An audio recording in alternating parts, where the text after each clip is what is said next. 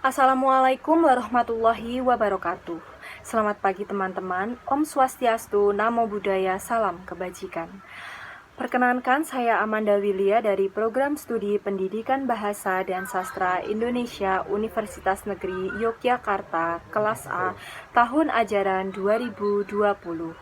Berdirinya saya di sini mewakili teman-teman seperjuangan saya serta mahasiswa Indonesia yang cemas akan keadaan Indonesia pada masa ini.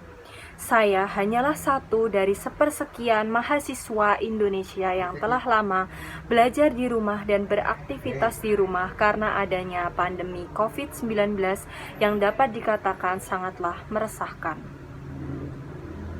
Dari lubuk hati saya yang paling dalam, saya tidak menyukai belajar di rumah, di mana banyak kendala seperti sinyal yang simpang siur, pelajaran yang kurang dapat saya pahami, dan sebagainya.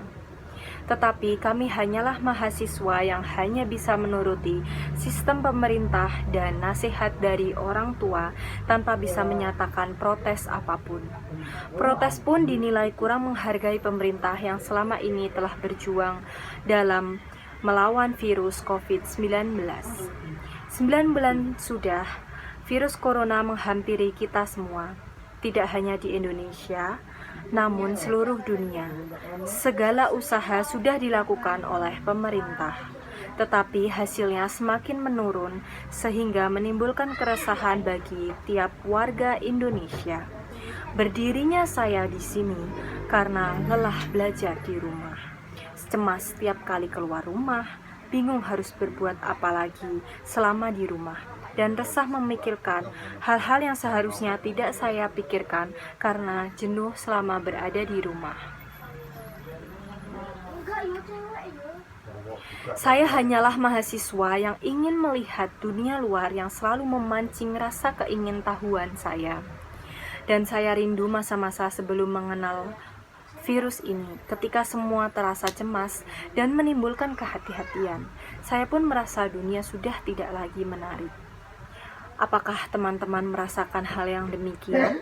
Apakah rasa ingin tahu kalian hilang akibat sikap ketidakpedulian terhadap dunia hilang? Apakah teman-teman jenuh pula dengan kondisi yang sedemikian semakin memburuk dan bingung bagaimana memilih jalan keluar atas seluruh tragedi ini? Hampir setiap hari orang-orang bergelimpangan meminta tolong, dan semakin hari pun semakin bertambah pasien COVID-19 di Indonesia. Betapa sedihnya saya tiap menyalakan televisi atau mengakses internet atau handphone, hanya penambahan COVID-19 yang dibicarakan. Kata-kata yang dilontarkan seperti penyiar berita yang sangat menenangkan hati ketika berkata pasien yang sembuh jumlahnya lebih banyak daripada pasien yang meninggal. Tetapi semangat ini kembali meredup ketika melihat penambahan pasien positif selalu bertambah dari hari ke hari. Jika kalian paham bagaimana rasanya, cobalah untuk mematuhi aturan, baik aturan yang digalakkan pemerintah maupun aturan yang diberikan oleh orang tua masing-masing dalam setiap nasihatnya. Kita adalah makhluk sosial yang tidak bisa hidup sendiri tanpa bantuan manusia atau bantuan siapapun. Kita adalah makhluk yang butuh bersosialisasi dengan sesama untuk berbagi harapan dan doa. Saya pun demikian, salah satu dari ribuan bahkan jutaan makhluk sosial yang selalu ingin bertemu dengan teman-teman. Saya membutuhkan juga pertemuan dengan dosen agar bisa menanyakan mata kuliah yang membingungkan, agar tidak seperti orang di gurun yang kehilangan kompasnya. Tetapi bagaimana saya dapat menemukan kompas tersebut bila melihat orang-orang tidak mengenakan masker berjalan-jalan di tempat umum, sibuk bercanda tawa tanpa tahu apa yang dilakukan olehnya, tanpa tahu apa yang diakibatkan oleh diri mereka sendiri. Bagaimana pula saya bisa merasakan tenang ketika melihat orang-orang meremehkan cuci tangan? Tak jenuh pemerintah mengingatkan, cucilah tanganmu, kenakan masker, hindari kerumunan, dan keluar rumah seperlunya saja. Banner-banner berterbaran dipasang oleh pemerintah. Seru-seruan ini seperti mantra untuk bersikap hati-hati dimanapun kita berada. Kenyataannya begitu new normal diagungkan, digalakkan, banyak sekali yang lupa bahwa virus corona masih menghantui kita.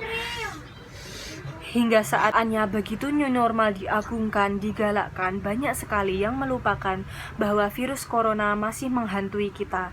Hingga saya merasa bahwa Anda tidak menghargai hidup yang telah diberikan oleh Tuhan secara cuma-cuma. Bukankah apa yang kita terima selama ini hanyalah tinggal dinikmati dan dihargai? Hal tersebut pun bisa dibilang juga gratis yang diberikan oleh Tuhan secara cuma-cuma kepada kita umat manusia. Teman-teman sekalian yang saya hormati, kalian pasti mengetahui pepatah berikut. Harta termahal di dunia ini adalah kesehatan. Jika sehat, udara yang diberi Tuhan secara cuma-cuma ini hanya tinggal dinikmati saja tanpa ada bayaran sedikit pun atau gratis. Sekaya apapun kita, apabila kita sakit, kita tidak bisa menikmatinya. Apabila kita tertular